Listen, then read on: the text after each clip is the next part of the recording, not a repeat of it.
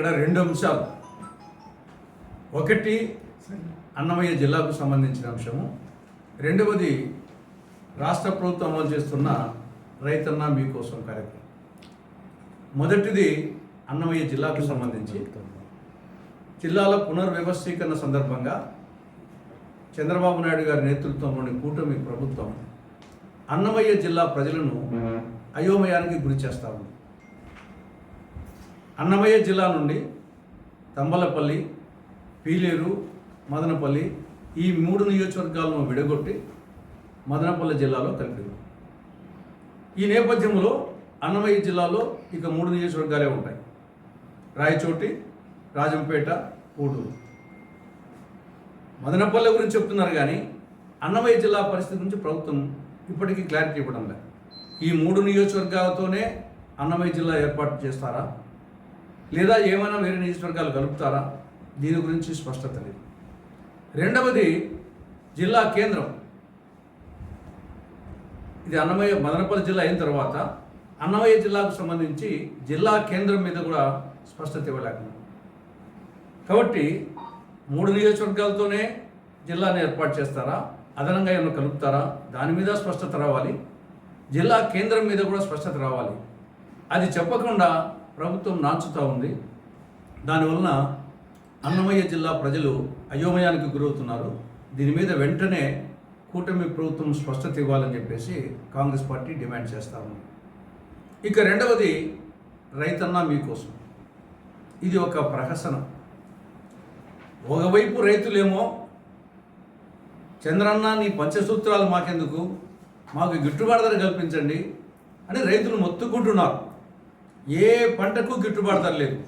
అది అరటి కానీ, చీనీ కానీ, టమోటా కానీ, ఉల్లి కానీ, మిరప కానీ, పసుపు కానీ, పొగాకు కానీ, పూలు కానీ, ఏ పంటకు గిట్టుబాటు ధర లేదు.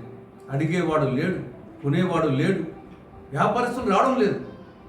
ఒదిక్కో పంట వచ్చేసి చెట్ల కట్నే ఉండిపోతూ ఉంది. ఉల్లి ఇటువంటి పైర్లకు వచ్చేసి జీవాలకు, గొర్రెలకు, బర్రెలకు వదిలేస్తున్నారు. అంటే ఈ పరిస్థితుల్లో రాష్ట్ర ప్రభుత్వం మార్కెట్ ఇంటర్వెన్షన్ స్కీమ్ ద్వారా రంగప్రవేశం చేసి రైతులను ఆదుకోవాల్సిన కనీస బాధ్యత ఉంది. కానీ కూటమి ప్రభుత్వం నిమ్మకు నీరెత్తినట్లు, రోమ్నగరం తగలబడిపోతూ ఉంటే నీరో చక్రవర్తి పిడిలు వాయిస్తా కూర్చున్నట్లు కూర్చోండి. మాటలు తప్ప, మాటలేమో కోటలు దాటుతున్నాయి కానీ చేతుల్లో ఏమాత్రము చూపించడం లేదు. ఈ పరిస్థితుల్లో మళ్ళీ రైతన్న మీకోసం అంట ఏదో పెద్ద ఘనకార్యం చేసినట్టు పంచసూత్రాలు బోధిస్తాడట.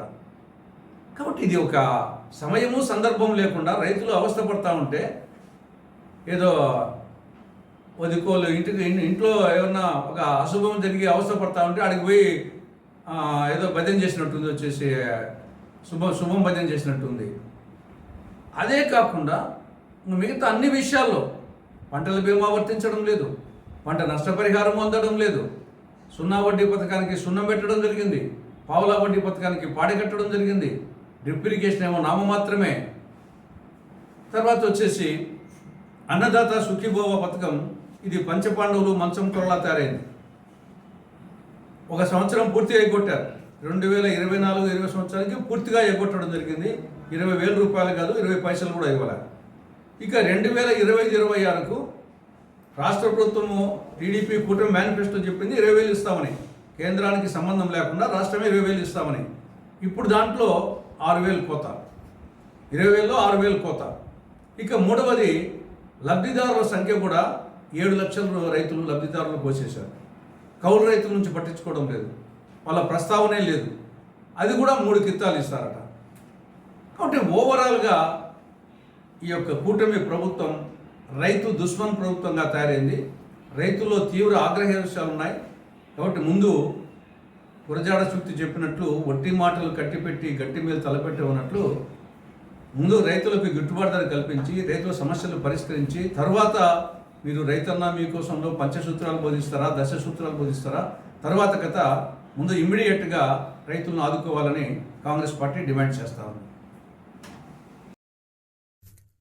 కడప జిల్లాలోని మరిన్ని వార్తా విశేషాల అప్డేట్స్ కోసం మా SCN న్యూస్ ఛానల్ను తప్పకుండా చూడండి.